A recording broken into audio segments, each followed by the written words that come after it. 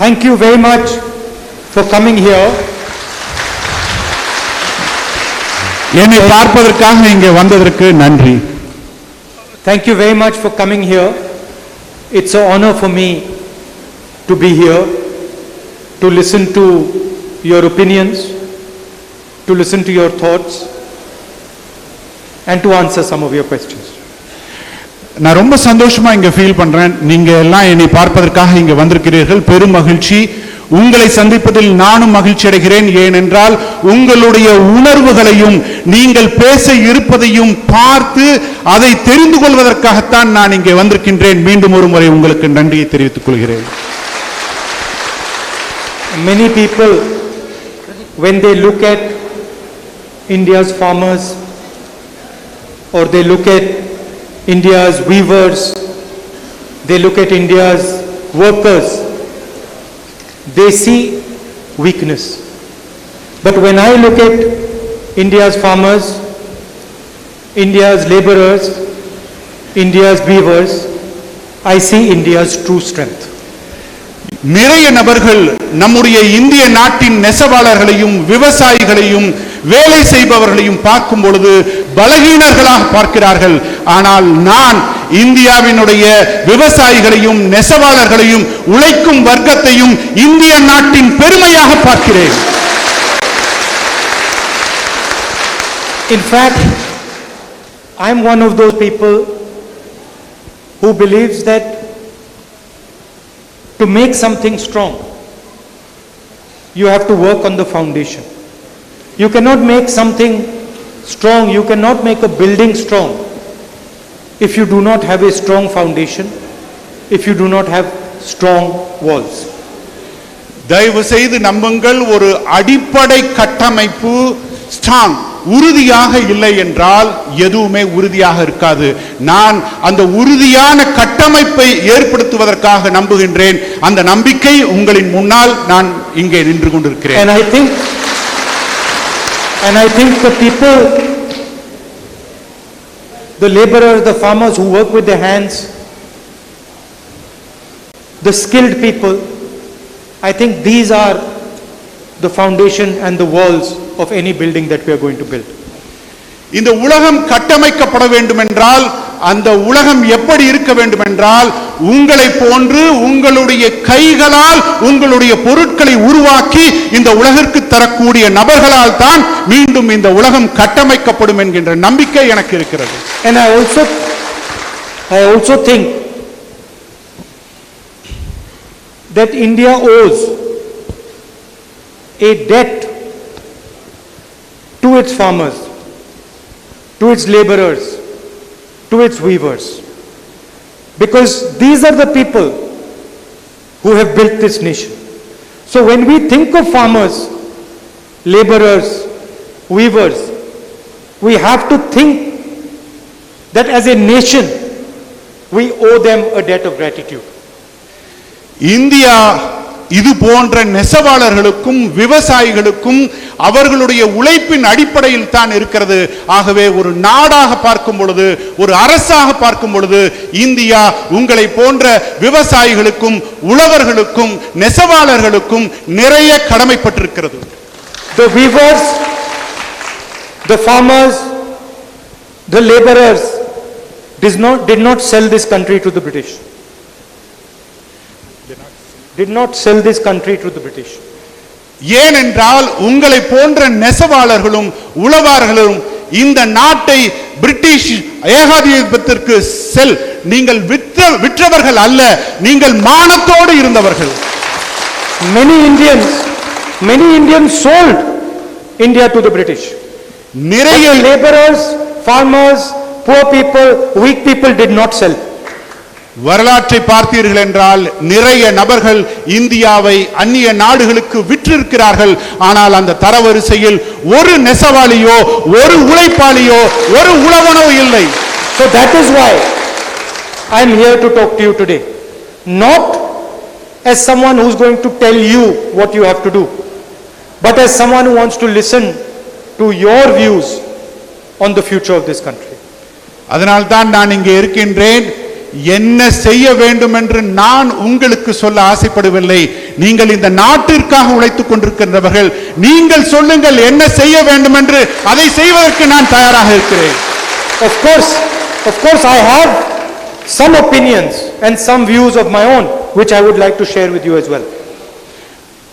நிச்சயமாக எனக்கும் சில கனவுகள் இருக்கின்றன, எனக்கும் சில விருப்பங்கள் இருக்கின்றன, அவற்றையும் நான் உங்களோடு பகிர இருக்கின்றேன். So now please, I will give the floor to you. இப்பொழுது உங்கள் வசம் இந்த அவையை ஒப்படைக்கின்றேன். தாராளமாக நீங்கள் கேள்வியை கேட்கலாம் என மரியாதைக்குரிய ராகுல் ஐயா அவர்கள் சொல்லியிருக்கிறார்கள். அவருக்கு நம்முடைய பாராட்டுக்களை, நன்றியை தெரிவித்துக் கொள்வோம்.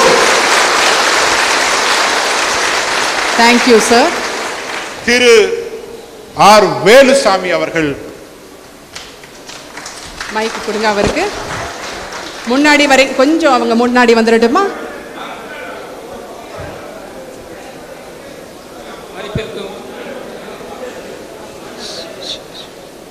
மதிப்பிற்கும் மரியாதைக்கும் உரிய மாண்புமிகு வருங்கால பிரதமர் ராகுல்ஜி அவர்களே,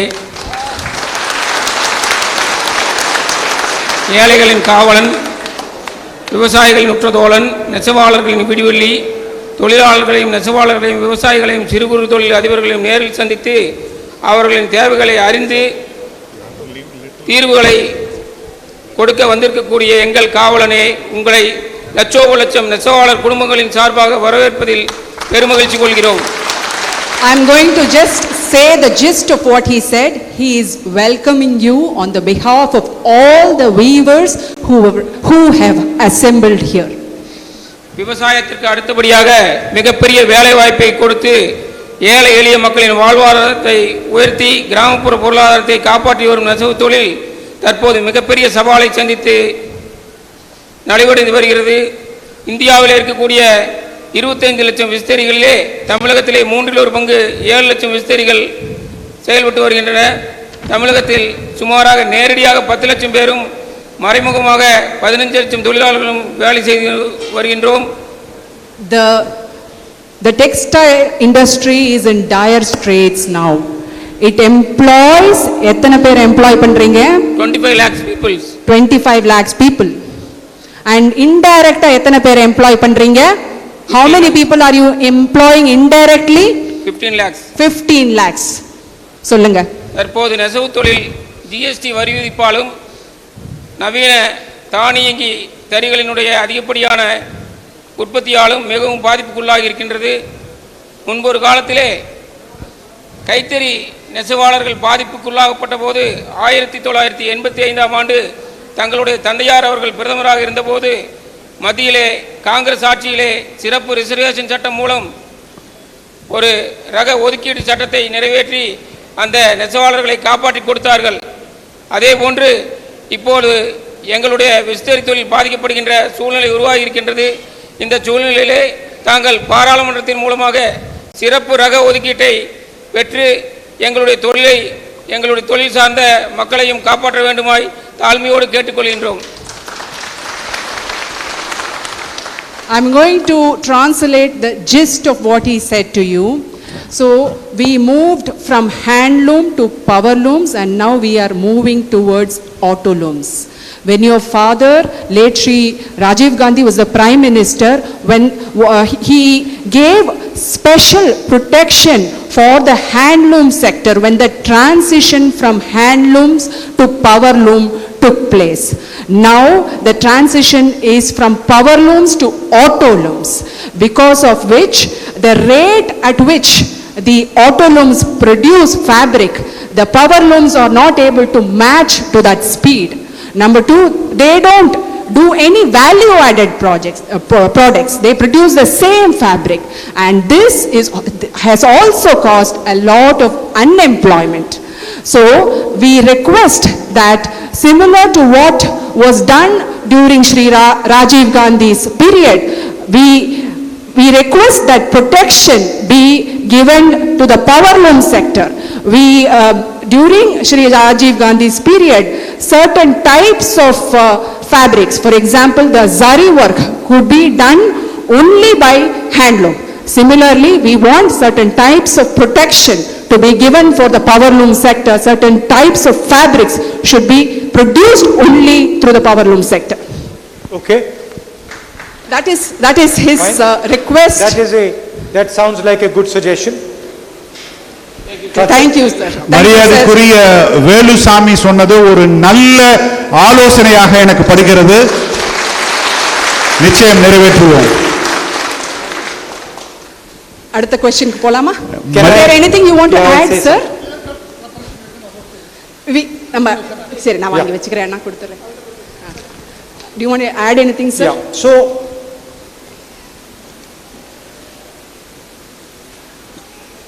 you must have noticed that today the Chinese army is occupying Indian territory. You must have read it in the newspapers. நீங்கள் நிச்சயமாக கவனித்திருப்பீர்கள், இன்றைய காலகட்டத்தில் சைனாவுடைய ராணுவம் இந்திய எல்லைக்கு அருகே வந்திருக்கிறது என்பதை நீங்கள் செய்தித்தாள்களில் பார்த்திருப்பீர்கள். And many people say that Bangladesh is competing very strongly in the textile business. நிறைய பேருக்கு தெரியும், பங்களாதேஷ் இன்னொரு போட்டியாளராக இந்தியாவிற்கு இந்த நெசவு தொழிலிலும் டெக்ஸ்டைலிலும் இருக்குங்கிறது உங்க எல்லாருக்குமே தெரியும். Now, one has to ask the question, why does China think it has the guts to come inside our territory? நீங்கள் யோசித்து பார்க்க வேண்டும், ஏன் சீன தேசம் இந்தியாவிற்குள் வர வேண்டும் அல்லது வரக்கூடிய அந்த தைரியம் சீனாவிற்கு எப்படி வருகிறது? What has given China the confidence to come inside the territory of a country like India? It has not happened before. நம்முடைய தாய்நாட்டிற்குள் அந்த டெரிட்டரி எனப்படுகின்ற எல்லைக்குள் ஒரு அந்நிய தேசமான சைனா வருவதற்கான அந்த தைரியம் சைனாவிற்கு எப்படி வருகிறது? You might think, why is Rahul Gandhi raising China inside our territory question when he is speaking to weavers? நீங்கள் யோசிக்கலாம், ராகுல் காந்தி அவர்கள் ஏன் சைனா இந்தியாவுடைய எல்லைக்குள் வருவதை பற்றி மக்களிடையே பேசுகிறார் என்று. And I will explain. நான் அதை சொல்லுகின்றேன். They can see today that India is weak. இன்றைக்கு அவர்கள் என்ன நினைத்துக் கொண்டிருக்கிறார்கள் என்றால், நம்முடைய இந்தியா பலகீனமாக இருக்கிறது என்று நினைத்துக் கொண்டிருக்கிறார்கள். You saw yourself that the Prime Minister of India does not have the courage to say the words China. இன்றைக்கு நீங்களே பார்த்துக் கொண்டிருக்கிறீர்கள், ஒரு நாட்டினுடைய பிரதமராக இருந்து கொண்டு அந்த சைனாவை எதிர்த்து தைரியமாக ஒரு சொல் சொல்ல முடியாத மாதிரி இருக்கிறார். You look at his speeches for the last 3-4 months. He does not say China. கடந்த 3-4 மாதங்களாக அவர் பேசிய பேச்சுக்களை நீங்கள் எடுத்து பார்த்தீர்கள் என்றால், அதை சைனாவை பற்றி ஒரு வார்த்தை கூட அவர் பேசவில்லை. And China is sitting inside India. அதே சமயம் சைனா உள்ளே நுழைவதற்கு முயற்சித்துக் கொண்டிருக்கிறது. Now there is a reason. இதற்கும் ஒரு காரணம் இருக்கிறது. China has understood that India's economy is on its knees. India's economy is on its knees. இன்றைக்கு சைனாவிற்கு நல்லா தெரியுது, இந்தியாவினுடைய பொருளாதாரம் மிக பின்தங்கிய நிலையில் இருக்கிறது, அதற்கான தேவைக்காகவே பூர்த்தி செய்ய முடியாத நிலையில் இருக்கிறது. China can see that every single action of the Indian government is designed to strengthen 5 or 6 big business people and weaken India's real strength, the laborers, the workers and the weavers. 95% மக்களாகிய இருக்கின்ற உழைப்பாளர்களையும் நெசவாளர்களையும் விவசாயிகளையும் பலகீனப்படுத்திக் கொண்டு 5% மக்களை மட்டுமே மேம்படுத்துவதற்காக இந்திய அரசு தயாரித்துக் கொண்டிருக்கிறது என்பதை China உணர்ந்திருக்கிறது. I can guarantee you that if India's laborers, if India's farmers, if India's weavers were strong, were protected, were given opportunities, China would never dare to come inside India. சரியான ஒரு களம் மட்டும் அமைத்து கொடுத்தால், சரியான ஒரு பாதை மட்டும் போட்டு கொடுத்தால், இங்கே அமர்ந்திருக்கின்ற உங்களை போன்ற விவசாயிகளும் நெசவாளிகளும் உங்கள் திறமையின் மூலமாக சைனாவை போன்ற நாட்டை எதிர்த்து அந்தந்த துறைகளில் பணியாற்ற முடியும். I will go one step further. I can also guarantee you that if India's farmers, laborers, small and medium businesses were strong, then the President of China would be wearing a shirt made in India. நிச்சயமாக நான் இன்னொரு உறுதியை தெரிவித்துக் கொள்கின்றேன். நீங்கள் அது போன்ற தன்னிறைவு பெற்ற சக்தி பெற்ற சிறு குறு தொழிலதிபர்களாக மாறினீர்கள் என்றால், சைனாவின் அதிபர் கூட மேட் இன் இந்தியா என்கின்ற துணியை போட்டுக்கொள்ள ஆசைப்படுவார் இந்த உலகத்தில். And I can guarantee you that Chinese people would be driving Indian cars. That Chinese people would be flying in Indian aeroplanes.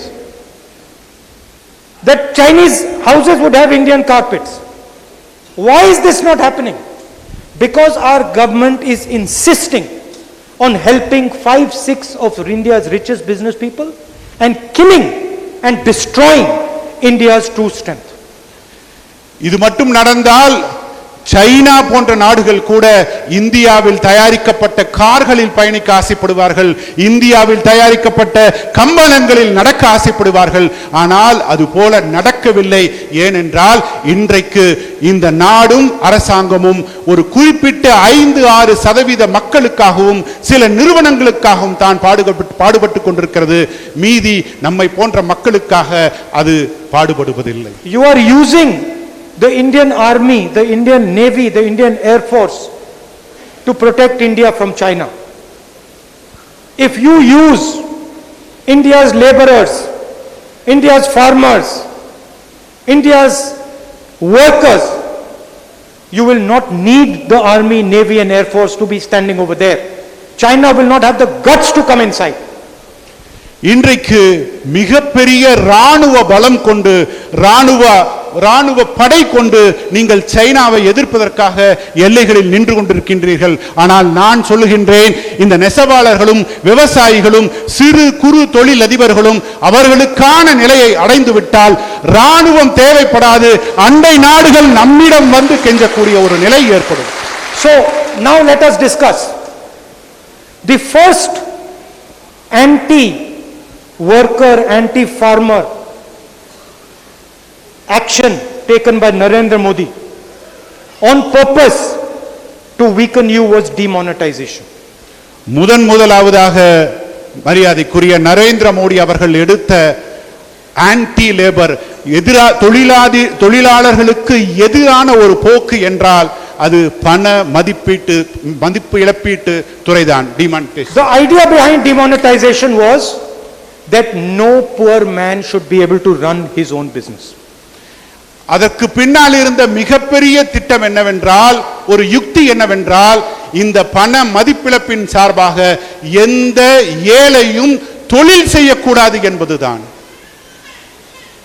The next action against our farmers, laborers, weavers was GST. அடுத்த கட்டமான தாக்குதல் ஆக நான் பார்ப்பது என்னவென்றால், இந்த நெசவாளர்களுக்கும் ஏழைகளுக்கும் விவசாயிகளுக்கும் எதிரானது இந்த GST என்கின்றதுதான். Make GST so complicated, so difficult that no poor man can understand it, can work with it. இந்த GST என்கின்ற விஷயத்தை மிக கடுமையானதாக, காம்ப்ளிகேட்டட், ரொம்ப புரியாத மாதிரி ஒன்று செஞ்சிருக்காங்க. ஏன் என்றால் அது உங்களுக்கு புரியாமலே இருக்க வேண்டும் என்பதற்காகத்தான். When COVID happens, the BJP government forgives loans of the richest people in India, lakhs of crores. இந்த நாடு பிஜேபி அரசு எத்தனையோ லட்சக்கணக்கான கோடிக்கணக்கான ரூபாய்களை தள்ளுபடி செய்திருக்கிறது. the richest people, மிகப்பெரிய பணக்காரர்களுடைய லோன்களை தள்ளுபடி செய்திருக்கிறது. I want to know how many weavers, how many laborers, how many farmers loan was waived. ஆனால் எனக்கு தெரியவில்லை எத்தனை ஏழைகளுடைய, நெசவாளர்களுடைய, விவசாயிகளுடைய கடன் தள்ளுபடி செய்து கொண்டிருக்கிறது என்பது எனக்கு தெரியவில்லை. Not one person, not one poor man's loan was waived. And the richest people in India, their loans are being waived every day. Why? What have they done that you have not done? ஏன் பணக்காரர்களுக்கு ஒரு சட்டம், ஏழைகளுக்கு ஒரு சட்டம் இருக்கிறது? பணக்காரன் பணத்தை வாங்கி கொண்டு வெறுநாட்டுக்கு ஓடக்கூடிய ஒரு தன்மை இருக்கிறது. ஆனால் ஏழைகளாகிய நீங்கள் பணத்தை திருப்பி செலுத்த முடியாத நிலையில் இருக்கிறீர்கள். இது ஏன்? Okay, if you are using the telephone of their company, they are wearing the shirt you have made. If you are using the telephone of their company, they are wearing the shirt you have made. நீங்கள் அவர்களுடைய போனை use பண்றீங்கன்னா, அவங்களுடைய technology use பண்ணீங்கன்னா சரி, பரவாயில்லை. ஆனால் நீங்கள் நெய்த சட்டை தானே அவங்களும் போட்டுட்டு இருக்காங்க. They are eating the food made by farmers. They are eating the food produced by farmers. நீங்கள் தயாரிக்கின்ற உணவை தானே அவர்களும் உண்ணுகிறார்கள். They are living in buildings built by laborers. நீங்கள் கட்டிய இந்த மாட மாளிகையில் தானே அவரும் குடியிருந்து கொண்டிருக்கிறார்கள்.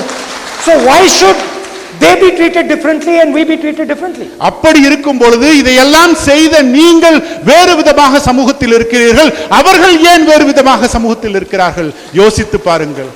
So this is what we have to change. Of course the question is correct. We need protection. We need our protection of power looms. But I don't think that is enough. You don't need just protection. You need support. We need to see you as an asset, as a strength, not as a weakness. இது மட்டும் போதாது. நீங்கள் சொன்னது அந்த protection அப்படிங்கிற பாதுகாப்பு சட்டம் மட்டும் போதாது. நீங்கள் உணர வேண்டும். நீங்கள் உணர்ந்தால்தான் இந்த நாடும் உலகமும் உணரும். நீங்கள் தான் இந்த நாட்டின் அசெட், சொத்து என்பதை நீங்கள் உணர வேண்டும். Why is it that in a meeting of big business people, nobody says we need protection? Why is it that in a meeting of farmers, people say we need protection? In a meeting of laborers, people say we need protection. Meeting of weavers, people say we need protection. Why? ஒரு சாதாரணமான விஷயத்தை நீங்கள் யோசித்து பாருங்கள். ஒரு பணக்காரர்களோ அல்லது பெரும் பெரும் முதலாளிகளோ நடத்துகின்ற கூட்டத்தில் எங்களுக்கு பாதுகாப்பு வேண்டும் என்று யாரும் கேட்பதில்லை.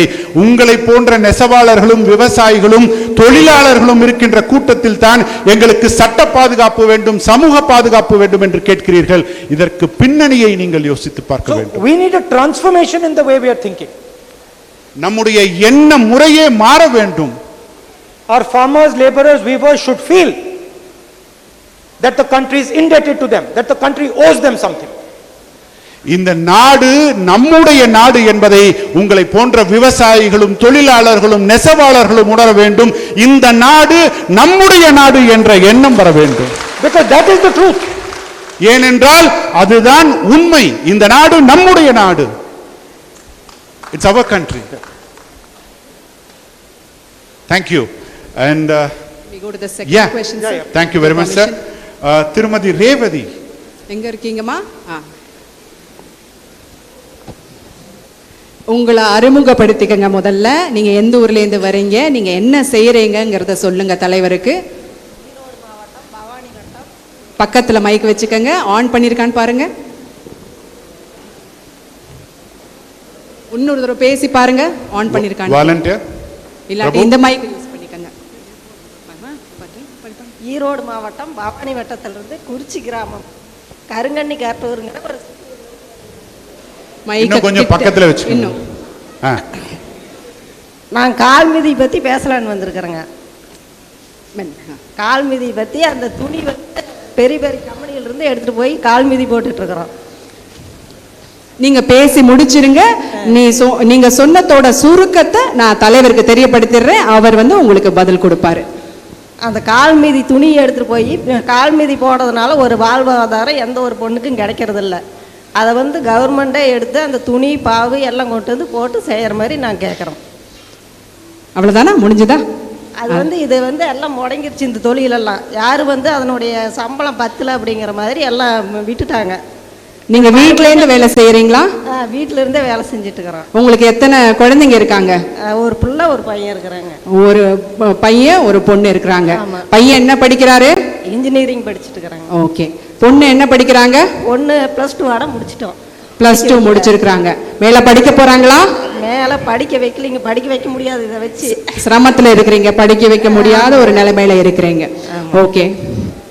அதனால இந்த தொழில் வந்து முடங்காம அப்படியே எல்லாரும் இந்த மறுபடியும் செய்ய வேணும்.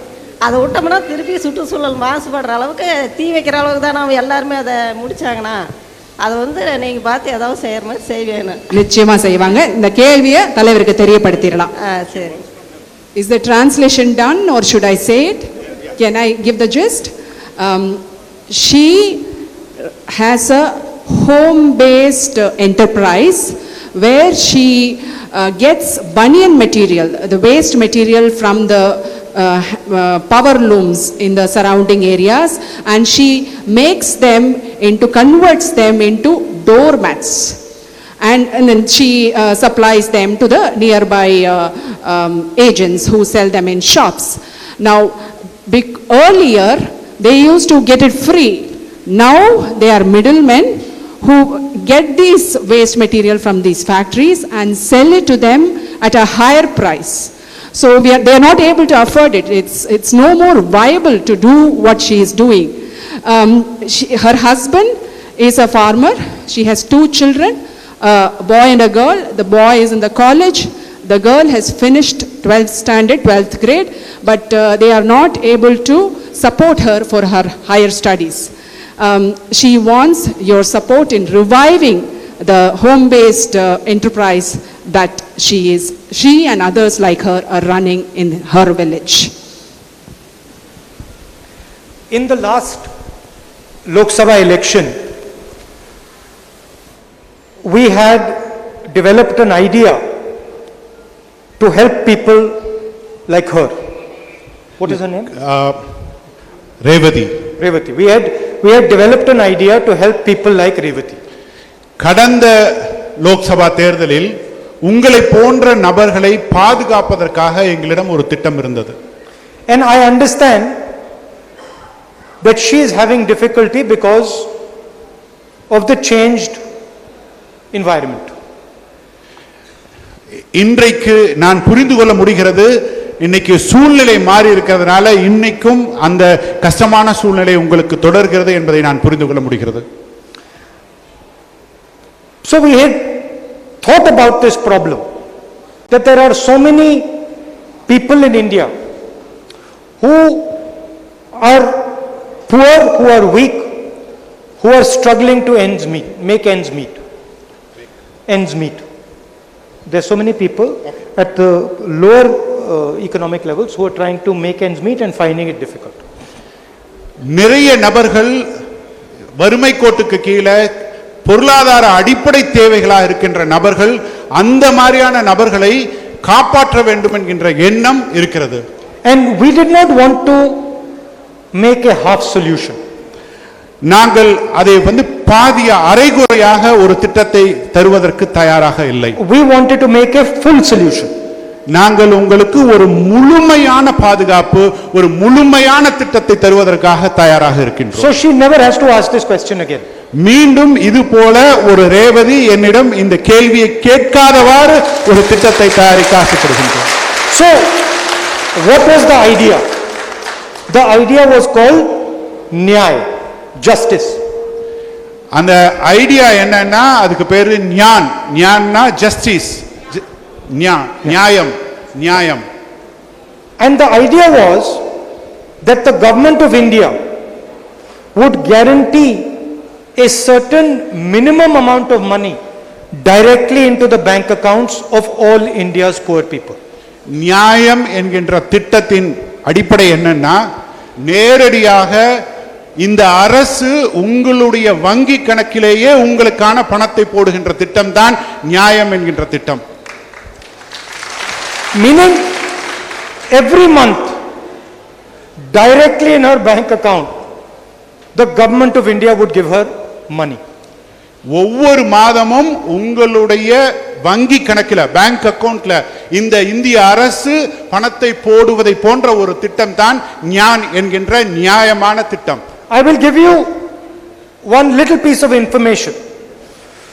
Do you know that Mr. Narendra Modi has given the 15 biggest businesses in India a gift of almost 10 lakh crores? உங்களுக்கு தெரியுமா மரியாதைக்குரிய நரேந்திர மோடி அவர்கள் 15 மிகப்பெரிய தொழில்களை 10 லட்சம் கோடிக்கும் அதிகமான 10 lakh crores அது 10 லட்சம் கோடிக்கும் அதிகமாக செய்யக்கூடிய 15 தொழில்களை தாரை வார்த்து கொடுத்திருக்கிறார். So I asked the question before the last election, if Mr. Narendra Modi can give a gift of 10 lakh crores to 15 people, why can't we give a gift to millions of people? அந்த 10 துறைகளை சார்ந்தவர்களுக்கே அத்தனை பணம் கொடுக்கும் பொழுது நான் நரேந்திர மோடி அவர்களை கேட்கிறேன், ஏன் ரேவதி போன்ற இந்த ஏழைகளுக்கு நீங்கள் ஏன் கொடுக்க கூடாது? And we came up with a number. And we came up with a number. We did the maths and we came up with a number. அதற்கான திட்டமும் செயல்பாடும் எங்களிடம் தயாராக இருக்கிறது. And the number was that the Indian government would give every single poor family in India 72,000 rupees a year directly in the bank account. அந்த திட்டம் என்னவென்றால் இந்திய அரசாங்கத்தினால் ஒவ்வொரு ஏழையினுடைய வங்கி கணக்கிற்கும் 72,000 ரூபாய் அவர்களுடைய வங்கி கணக்கிற்கு கொடுக்க முடியும் என்பதுதான் அந்த திட்டம். And this would happen again and again and again and again until that person was out of poverty. இது எப்பொழுது வரை நடக்கும் என்றால், நடக்க முடியும் என்றால், again and again திரும்ப திரும்ப நடக்க முடியும். எப்போது வரை என்றால், இந்தியாவில் ஒருவர் கூட வறுமை கோட்டிற்கு கீழ் இல்லை என்கின்ற நிலை வரும் வரை நடக்கும். And this was our commitment in the last election. இது எங்களுடைய கமிட்மெண்ட், எங்களுடைய உறுதிமொழியாக இருந்தது. What is the idea? The idea is that if we are able to help her by creating a financial floor under her, then she can grow. இதற்கு பின்னால இருக்கிற திட்டம் வேற ஒண்ணும் இல்ல. ரேவதி போன்றவர்களுக்கு பண உதவி அல்லது பொருளாதார வசதி செய்து கொடுத்தால் மட்டும் போதும், ரேவதி மேலே வாழ்க்கையில் வர முடியும் என்பதுதான் எங்களுடைய திட்டம். So that was one of the ideas that we had, and I think it is a very, very powerful idea. And when the Congress party comes to power at the national level, we are going to implement this idea and we are going to make sure that the poorest people who we owe a debt to are repaid for the service that they have done to this country. இது வெறும் வார்த்தைகள் மட்டுமல்ல. காங்கிரஸ் இயக்கம் ஆட்சிக்கு வந்தால் மிக நிச்சயமாக ஏழை மக்களுக்கு இந்த பணம் சென்று சேரும் வரையில் நாங்கள் அயராது பாடுபடுவோம் என்பதையும் இந்த இடத்தில் உறுதிமொழி கொள்கிறேன். Imagine the poorest person, the poorest family in India will have 72,000 rupees a year in their bank account every year. ஒவ்வொரு வருடமும் ஏழையினுடைய வங்கி கணக்கில் 72,000 ரூபாய் சென்று சேர்வதை இந்த அரசு நிச்சயமாக எங்களுடைய அரசு வந்தால் உறுதி செய்யும் என்பதையும் இங்கே தெரிவித்துக் கொள்கிறேன். So I am telling you this because there is confusion among the people in India. India is not a poor country. India's people are poor. மக்களிடையே ஒரு மூட நம்பிக்கை இருக்கின்றது, இந்தியா ஒரு ஏழை நாடு என்று. தயவு செய்து அப்படி நினைக்காதீர்கள். இந்தியா ஏழை நாடல்ல, இந்தியாவில் இருக்கின்ற மக்கள் தான் ஏழைகளாக இருக்கிறார்கள். ஆனால் இந்தியா ஏழை நாடு. There is no shortage of money in this country. இந்த நாட்டில் பணத்திற்கு கொஞ்சம் கூட தட்டுப்பாடு இல்லாமல் இருக்கிறது. The problem is the money is not distributed properly. இந்த பணம் சரியான விதத்திலே, சரியான விகிதாச்சார முறையிலே உங்களுக்கெல்லாம் சென்று சேராததுதான் இதற்கான காரணம். நன்றி Revathi. And if she can send me some of the things that she makes, then I will try and see if I can help her. நீங்க செஞ்ச ஏதாவது சில கால் மிதிகளை தந்தீர்கள் என்றால் எனக்கு தெரிஞ்சவங்ககிட்ட சொல்லி நிச்சயமா நான் உங்களுக்கு உதவி செய்யறேன் அப்படின்னு சொல்லியிருக்காரு. So we can solve her problem. No, tell her, so that we can solve her personal problem. Revathi Revathi Revathi இளம் தலைவர் என்ன சொல்றார் தெரியுமா? உங்ககிட்ட இருக்கிற அந்த பொருட்களை கொடுத்தீர்கள் என்றால் நான் உதவி செய்கிறேன், அதன் மூலமாக அட்லீஸ்ட் ரேவதியினுடைய பிரச்சனையினாவது இன்றைக்கு தீரட்டும் என்று ஆசைப்படுகிறேன். நன்றி. என்ன ரேவதி அக்கா, அடுத்த தடவை கொண்டு வந்து தரீங்களா? அடுத்த தடவை வரப்ப உங்களை சந்திக்கிறப்ப கொண்டு வந்து உறுதியாக தருவோம். When she comes next time, definitely she will give you the... No, that will take too long. Tell her that she should give me one right now because then I will help her. இப்போ இம்மீடியட்டா உடனடியாக எனக்கு உங்ககிட்ட இருந்து ஒரு பொருள் வேணும், அது அப்புறம் பார்க்கலாம், எனக்கு இப்போ வேணும், நான் உங்களுக்கு உதவ தயாரா இருக்கிறேன். I will tell her, I will show the people of Tamil Nadu what good dari she makes. நான் இந்த தமிழகத்திற்கு சென்று சொல்லுவேன், ரேவதியினுடைய கால் மிதியை வாங்குங்கள் என்று நான் சொல்லுவேன். And I will tell the people of Tamil Nadu, please look at the beautiful dari she is making and help her. நான் மீண்டும் சொல்லுவேன், ரேவதி தன்னுடைய கையால் நெய்த அந்த கால் மிதியை பாருங்கள், எவ்வளவு அழகாக இருக்கிறது, ரேவதிக்கு உதவுங்கள் என்று நான் சொல்லுவேன். We'll ensure that the mat Yeah, made because by we have her to, reaches because you we as have to make examples of people like Revati. நாம் இந்த மாதிரியான மக்களைத்தான் நாம மேல தூக்குவதற்கான உயர்த்துவதற்கான வழிவகைகள் செய்ய வேண்டும். அவர்களுக்கு தான் அந்த நம்பிக்கை வர வேண்டும். We have to show what she is capable of doing to the rest of the world. இந்த உலகத்திற்கு காமிக்கணும், இந்தியாவிலே, தென்கோடியிலே, தமிழகத்திலே, கொங்கு மண்டலத்திலே இருக்கின்ற ரேவதியும் கூட இது போன்ற ஒரு நல்ல பொருட்களை தயாரிக்க முடியும் என்பதை இந்த உலகத்திற்கு நாம் காமிக்க வேண்டும். Thank you. பாலசுப்ரமணியம். அந்த காலடி மீதி தயாரிக்கிறதுனால பெண்களுக்கு எத்தனை பிரச்சனை வருதுங்களா? அது கழிவுன்னு அதை வெளியில் தீ போட்டு எரிக்கிறாங்க. அதை கொண்டு வந்து பெண்கள் அதை தயாரித்து வீட்டுக்கு அழகு பொருளாக கால் மீதியை போடுறாங்க இல்லைங்க. அதனால் அந்த பெண்களுக்கு எத்தனை ஒரு கண் பார்வை, மூச்சு சம்மந்தப்பட்டது எல்லாமே வருதில்ல. அதனுடைய விலை அதிகமாக வருதில்ல. அதை வச்சு எப்படி வாழ்வாதாரம் செய்வாங்க? தலைவருக்கு புரிஞ்சிருச்சு உங்க கேள்வி. நன்றி. ரொம்ப நன்றி. நீங்கள் உங்களோட தலைவர் வழியாக தலைவருக்கு அந்த மிதிடியை கொடுத்து அனுப்பிச்சிருங்க. அவர் உங்கள் மிதிடியை ஊர் பூரா, உலகம் பூரா அதை பிரகடனப்படுத்திடுவாங்க. திரு Balasubramaniam. What did she say? She said the women who are making it are not able to make any profit from this. They are actually suffering. The business has become unviable. But I said, bring the mats. We will pass it on to our leader, and when he displays it to the world, it will become famous, and their business. You will become a representative yes. for the entire world. And then you, with other women who are having the same issue, you work together to make these daris. நீங்கள் மட்டுமல்ல, உங்களை போன்ற நிறைய ரேவதிகள் இணைந்து செய்தீர்கள் என்றால் கூட்டுறவில் இந்த நாடு உயரும். Make it an example for Tamil Nadu. நீங்களே தமிழ்நாட்டுக்கு ஒரு பெரிய உதாரணமா ஆயிருவீங்க. ரேவதி போன்ற that we will no longer hide our things. We will show them to everybody.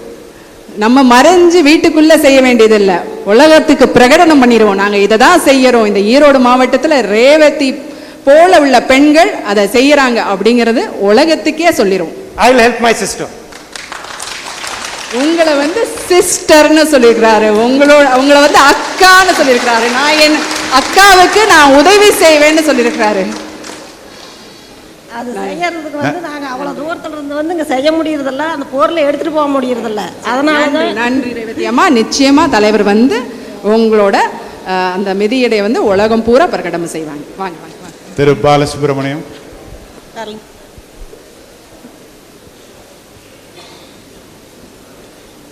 நெசவாளர்களின் கலந்தாய்வு கூட்டத்திற்கு ஈரோடு வருகை தந்து கொங்கு மண்டலத்தின் காவல் தெய்வமாக விளங்கிக் கொண்டிருக்கும் இந்த மண்ணின் தீரன் சின்னமலை அவர்களை வணங்கி வந்திருக்கும் அகில இந்திய காங்கிரஸ் கமிட்டியின் முன்னாள் தலைவரும் வருங்கால பிரதமருமாகிய திரு ராகுல் காந்தி அவர்களுக்கு சித்தோடு விசைத்தறிவுமாளர் சங்கத்தின் செயலாளராகிய பாலசுப்ரமணியம் முதற்கண் கலந்த நன்றி கூறிய வணக்கத்தை தெரிவித்துக் கொள்கிறேன். He salutes the future Prime Minister of India. Questionக்கு போங்க சார். இந்தியாவில் பெரும்பாலும் மேன்மேட் பைப்பர் எனப்படும் விஸ்கோஸ் ரயான் மூலப்பொருளான பஞ்சு தற்போது கிரேசின் என்னும் நிறுவனத்தின் மூலம் தனி நிறுவனமாக பல மில்களுக்கு விற்பனை செய்கிறார்கள். தனிநபர் விற்பனை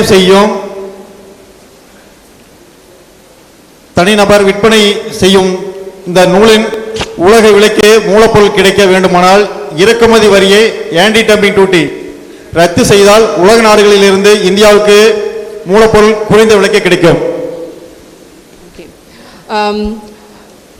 The viscose fiber industry, the yarn industry requires viscose fiber, and Grasim has complete monopoly over the viscose fiber material. இதன் மூலம் துணி உற்பத்தியில் மற்ற நாடுகளுடன் பொருளாதார ரீதியில் ஆரோக்கியமாக போட்டியிட வழிவகுக்கும்.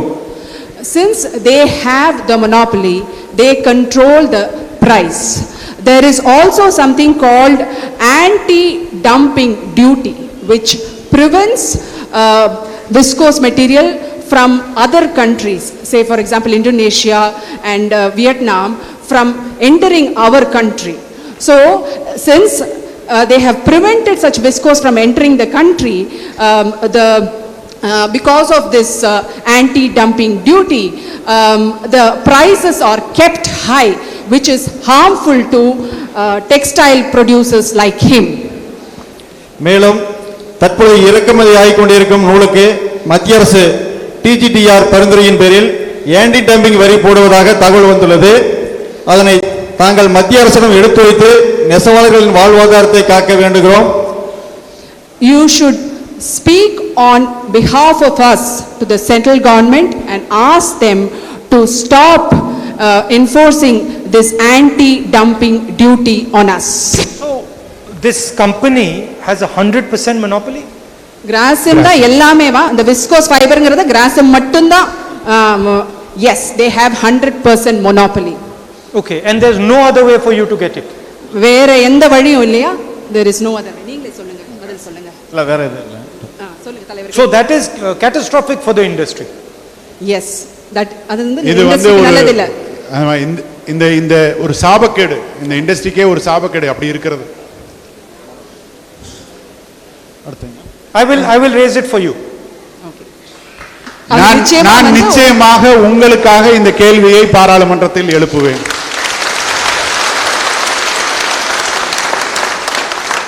ஏற்கனவே இது சம்பந்தமாக வந்துங்க அடுத்து சொல்ல போறேன். இப்பிரச்சனைக்கு தீர்வு காண வேண்டும் என்றால் அனைத்து நூல்களுக்கும், அதாவது இம்போர்ட்டட் நூல் ஆன்டி டம்பிங் வரி போட தகவல் வந்துள்ளது. தாங்கள் மேலும் இப்பிரச்சனைக்கு தீர்வு காண வேண்டும் என்றால் அனைத்து நூல்களுக்கும் மாதம் ஒரு முறை நூல் நிர்ணயம் செய்ய வேண்டும். அதாவது ஏற்கனவே வந்து அந்த மாதிரி நடைமுறை பல ஆண்டுகளுக்கு முன்பு ஒரு மில்ல வந்து நூல் விற்பனை செய்யறாங்க அப்படின்னாக்க சொல்லி மாசம் ஒருக்க விலை நிர்ணயம் பண்ணிட்டு இருந்தாங்க. தற்பொழுது வந்து டெய்லி 2 விலை இருக்கு. அதை வந்து நாங்கள் மாதம் ஒரு விலை நிர்ணயம் பண்ணி கொடுத்தீங்க அப்படின்னாக்க நாங்கள் வந்து எங்களுடைய உற்பத்தி செய்யக்கூடிய ஜவுளிகளை தரமான விலைக்கு விற்க முடியும் என்பதை தெரிவித்துக் கொள்கிறேன். Now what's happening, every day the yarn prices changes. So they're asking, we have to have a setup every month at least the yarn price should change. We cannot ascertain what the price is going to be tomorrow. So we cannot commit our price to our buyers. So we have to have a setup, the yarn price should be stable or at least in a periodically, not every day. ஏற்கனவே previous எவ்வளவு வருஷத்துக்கு முன்னால 10 years before it was like that, but recent days it is changing every day. Why is it changing? ஏன் ஒவ்வொரு நாளும் நடக்குது அந்த மாதிரி விலை ஏற்றம்? ஏன் ஒவ்வொரு நாளும் நடக்குது? அதாவது ஷார்ட்டேஜ் மாப்ள, அதாவது மில்லில் வந்து பஞ்சுடைய இறக்குமதி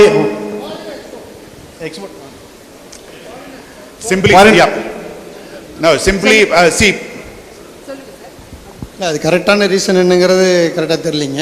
ஆனால் வந்து அரசு வந்து இதில் வந்து ஒரு தலையிட்டு இது ஏன் என்னங்கிறது ஒரு கவனிக்க மாட்டேங்கிறாங்க.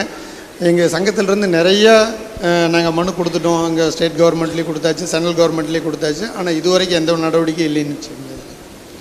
They have approached the central government, state government, but we didn't get any good answer from them.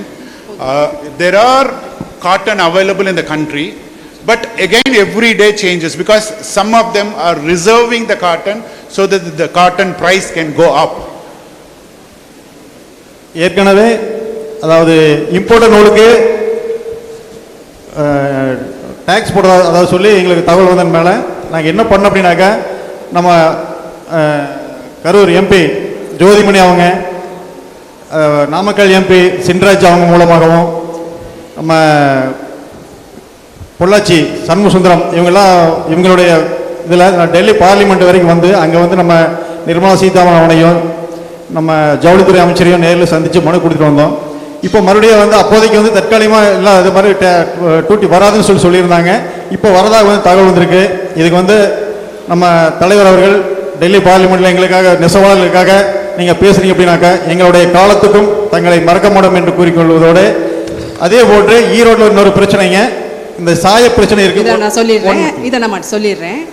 Already we gave a representation through the Karur MP, Namakkal MP and Pollachi MP to the textile minister and also the finance minister. No action has been taken. So we request our leader to talk for us in the parliament. அடுத்தபடி ஈரோடு எடுத்துட்டீங்க அப்படின்னாக்க இந்த சாய பிரச்சனை பயங்கரமாக இருக்குது. அதாவது தண்ணியில் வந்து இன்னைக்கு விஷமாக குடிக்கிற தண்ணி வந்து விஷமாக மாறிட்டு இருக்கு. இதை வந்து மத்திய அரசாங்கம் ஒரு நல்ல ஒரு முடிவு எடுத்து இதெல்லாம் ஒரே இடத்துல சேர்த்து கடல் வழி கலக்கணும் அப்படிங்கிற ஒரு திட்டத்தை கொண்டு வந்தாங்க அப்படின்னாக்கா ரொம்ப யூஸ்ஃபுல்லாக இருக்குன்னு கூறிக்கொண்டு எனக்கு வாய்ப்பு அளித்தமைக்கு நன்றி கூறி விடைபெறுகிறேன். நன்றி, வணக்கம். I will raise it for you. நிச்சயமாக நான் உங்களுக்காக பேசுவேன். உங்களுடைய கருத்தை கண்டிப்பா நான் பிரதிபலிப்பேன். இன்னைக்கு வந்து குடிக்கிற தண்ணி வந்து விஷமா மாறிட்டு இருக்கு. அதுதான். So another issue that he raised is the pollution caused by the dyeing industry, fabric dyeing industry, and how it is polluting all the water bodies, and because of which even the drinking water is becoming poisonous. So that is another issue he wanted to raise with you, sir. நிச்சயமாக அதை பற்றியும் பார்க்கிறேன் அப்படின்னு சொல்லிட்டாரு. இதற்கு அடுத்தபடியாக திருமதி தனலட்சுமி.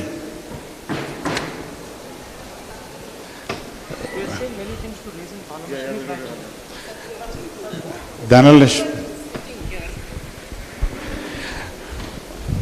இதோ நெசவாளர்களை சந்தித்த மரியாதைக்குரிய தலைவர் அவர்கள் இப்பொழுது ஒரு நெசவு இயந்திரத்தை பார்வையிடுவதற்காக வந்திருக்கிறாரு. நம்முடைய மரியாதைக்குரிய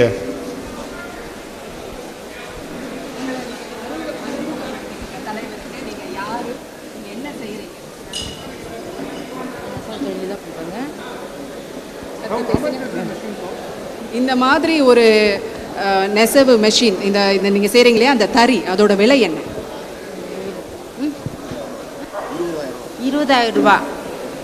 20,000. And how much production does it do? How much money can it make? Sir, இதில் வந்து கிட்டத்தட்ட ஒரு நாளைக்கு வந்து ஹேண்ட்லூமில் வீவ் பண்ணால் 10 மீட்டர்ஸ் மட்டும் தான் வீவ் பண்ண முடியுங்க. பவர்லூமில் sir sir if it is manufactured in handloom, we produce only 10 meters per day, maximum 10 meters per day. If it is produced in powerloom, it will come around 30 meters. And 10 meters, how much profit do you make? Sir, it is traditional work only. It is we are selling it traditionally only. The price is not, we are not wages in domestic market, in commercial market, we do not get best price for that. We want the handloom product as a handicraft, as a traditional one, and it is a precious one. Then only we get the price. We fix the wages for piece rate. We need the price for daily wages. If we fix only, they earn only 200 rupees to 250, maximum 200 to 250 rupees per day. All other industry people are earning more than 500 to 600 to 700 rupees per day. So we do not compete with the powerloom peoples or other peoples, and for the construction peoples. So we are not competed with the because it is in a low production industry. So you want it to be handicraft. Handicraft government only support the price. You see, Mr. He is 82 years old. He is a member of Chenko handloom industry. Still 82 years he is weaving. He is only earning 150 rupees. For their pension amount, they are getting only 1,000 rupees per month. For all the government to pay minimum 5,000 rupees pension amount for the handloom weavers. Then only their life after the retirement will save. நன்றி. நன்றி தனலட்சுமிமா, இங்கே வந்ததுக்கு ரொம்ப நன்றி. So, do you want to respond? Sir, we will be happy. Sir, we'll be happy. Sir, we will be happy if you can sit, and we would like to take a photograph.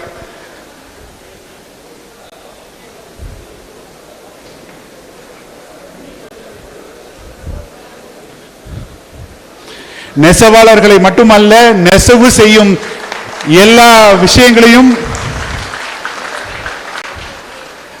இதோ நான் இருக்கிறேன் என்று நெசவு இயந்திரத்திலே அமர்ந்திருக்கிறார் மரியாதைக்குரிய இளம் தலைவர் ராகுல் காந்தி அவர்கள். அவர்களுக்கு நம்முடைய மனமார்ந்த நன்றியினை தெரிவித்துக் கொள்வோம்.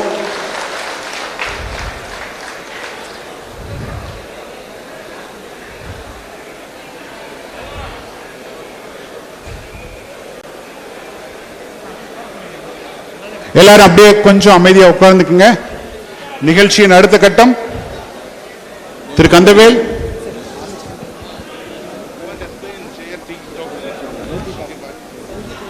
Lakshmi Tamil.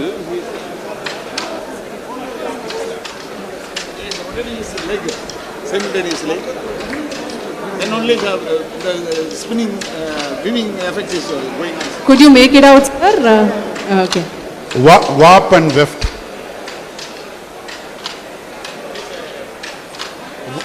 Warp and weft. எத்தனை மணி நேரம் வேலை செய்றாங்க ஒரு நாளைக்கு? 8 to 10 hours they are working. She works for 8 to 10 hours in a day. 100 rupees wages. 200 to 250 rupees.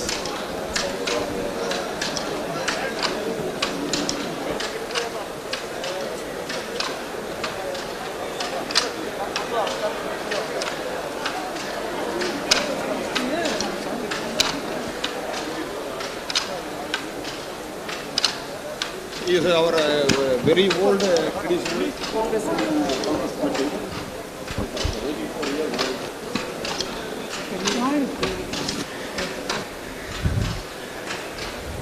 Thank you so much, sir. இன்றிலிருந்து மரியாதைக்குரிய ராகுல் காந்தி ஐயா அவர்களும் ஒரு நெசவாளி என்பதை அன்போடு தெரிவித்துக் கொள்கின்றோம். From today onwards, Mr. Rahul Gandhi is also a viewer of the great India. உங்களுடைய மனமார்ந்த வாழ்த்துக்களை தெரிவித்துக் கொள்ளுங்கள். Yeah.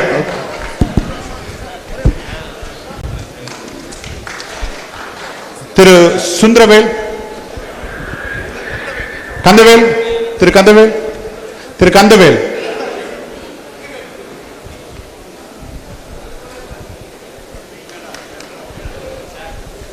அனைவருக்கும் வணக்கம். நான் Erode powerloom அசோசியேஷன்லேருந்து வந்திருக்கிறேங்க.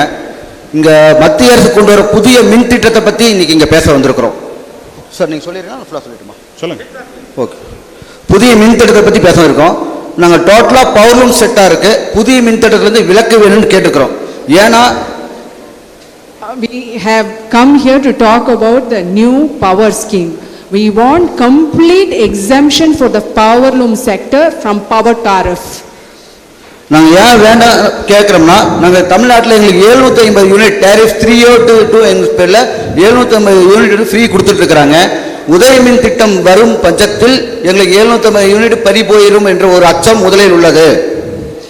So the reason we want exemption from the Uday scheme is because the free units that we get, that is 750 units that we get, that will not exist anymore. அதையும் மீறி ஒரு வருஷம் கழிச்சு 2 வருஷம் கழிச்சு உதயமின் திட்டம் அமல்படுத்திட்டாங்கன்னா, அது கவர்மெண்ட் மத்திய அரசு கொண்டு வரது பார்த்தீங்கன்னா பிரைவேட் செக்டார்ல தான் கொண்டு போய் கரண்ட் கொடுப்பாங்க. If they implement the Uday power scheme, then the power sector will be completely privatized. அப்படி வரும்போது இன்னைக்கு நாங்கள் கோஆபரேட்டிவா ஒரு கூட்டுறவா நெசவாளர்கள் எல்லாமே ஒரு கார்ப்பரேட் கம்பெனிக்கு நாங்கள் கரண்ட் பில் கட்டுற சூழல் தள்ளப்பட்டோம்னா ஈச் அண்ட் எவ்ரி ஹவர் எங்கள் கரண்ட் பில் என்ன என்று எங்களுக்கு தெரியாது. We are operating like a cooperative. If we are treated like a corporate company, then we will not be able to manage, we will not exist. அதே போல பாத்தீங்கன்னா நாங்கள் current bill இப்போ வந்து யூஸ் பண்ணி தான் போஸ்ட் பெய்டாக கட்டிட்டு இருக்கிறோம். நாளைக்கு எங்களுக்கு ப்ரீபெய்டு கொண்டு வந்துருவாங்க. எங்களோட காஸ்ட் ஆஃப் ப்ரொடக்ஷன் கால்குலேஷன் எந்த இடத்துலையும் கொண்டு வர முடியாது. Now it is post-paid, connection. That is, we pay after we use. Now, if Uday scheme is implemented, it can become a prepaid scheme, which means we will not be able to gauge the cost of production. So, அதுக்கு நாங்கள் சொல்யூஷனா அப்படி whenever முதலீடு மின் திட்டம் India full வரணும்னு ஒரு உறுதி எடுத்துட்டாங்கன்னா India full வீவர்ஸ்க்கு ஒரே டேரிஃப் நெட் ரேட்ல கரண்ட் பில் கொடுக்கணும். எந்த உங்களுக்கு வந்து மானியத்தை வந்து பேங்க்ல போடுறேன் இதெல்லாம் எங்களுக்கு எதுவுமே இல்லாம இந்தியா ஃபுல்லு வீவர்ஸ்க்கு ஒரே டேரிஃப்ல மினிஸ்ட்ரி ஆஃப் டெக்ஸ்டைல்ஸ் கீழே எங்களுக்கு கரண்ட் பில் வந்து நெட் ரேட்ல கொடுக்கணும்னு கேட்டுக்கிறோம். If we are pushed into this Uday scheme, then we want single tariff across India for all weavers. Can he give me a note with these details? அதே பேர் பார்த்தீங்கன்னா நாங்கள் நிறைய மீட்டிங்கு போய் ப்ரொமோஷன் மீட்டிங் தான் போயிருக்கிறோம். இந்த மீட்டிங் நீங்கள் பாசிபிலிட்டி மீட்டிங்கை கொடுத்து எங்கள் ஸ்கீமை எல்லாத்தையும் விசை தெரிய காக்கறதுக்கு நாங்கள் பொறுப்பாக வைக்கிறோம். பார்லிமெண்ட்ல பேசுங்க. பல பிரச்சனைகள் எங்களுக்கு இருக்குது. நாங்கள் ஏகப்பட்ட பிரச்சனையை பேசிட்டு இருக்கிறோம். எங்கள் இப்போ ஒவ்வொரு பிரச்சனையும் நாங்கள் வந்து அரசுகிட்ட சொல்லும் போது எங்க என்ன சொல்றாங்கன்னா நாங்கள் அரசுகிட்ட நாங்கள் சொல்லும்போது எங்க என்ன சொல்றாங்கன்னா தமிழ்நாட்டில் எங்களை ஆள வைக்கவில்லை, மத்திய அரசு நீங்க ஆளுகிறீர்கள், தமிழ்நாட்டில் நீங்க ஆளுகையில எங்க தோக்கடிச்சிட்டீங்களே, உங்களுக்கு நாங்க எப்படி செய்யுங்கிறது எங்களுக்கு மத்திய அரசு எங்களுக்கு சொல்லுது. குறிப்பா தமிழகத்தில் சொல்றாங்க. நாங்க 38 எம்பிக்கு நாங்க கோரிக்கை வைக்கிறோம்.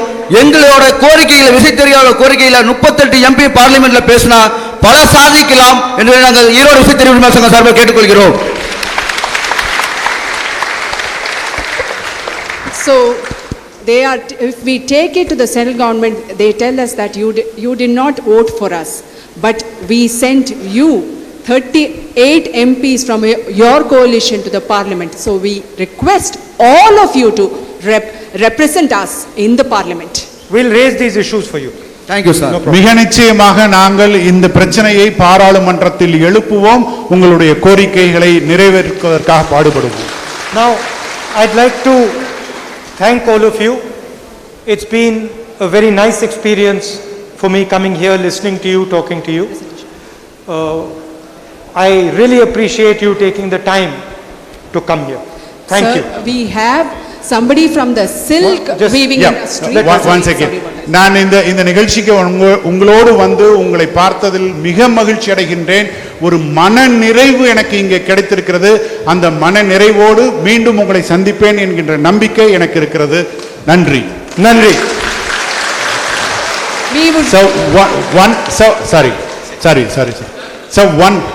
We have a silk weaver who is here. She has got something for you from her village. வாங்க சார், வாங்க வாங்க வாங்க, மேலே வாங்க, மேலே கொஞ்சம் சாரி செக்யூரிட்டிஸ் இல்ல one question from her. நிச்சயமா உங்களுடைய கேள்விகளை எழுதி கொடுங்க, நான் பார்க்கிறேன் அப்படிங்கிறாரு. உங்களோட சிஸ்டருக்கு கொடுக்கணும். This is a gift for your sister. Yeah, this is a gift for your sister Priyanka ji. This has been woven by her. This saree has been woven by her. சகோதரிக்கு கொடுக்கணும். You have to pass it on to your sister.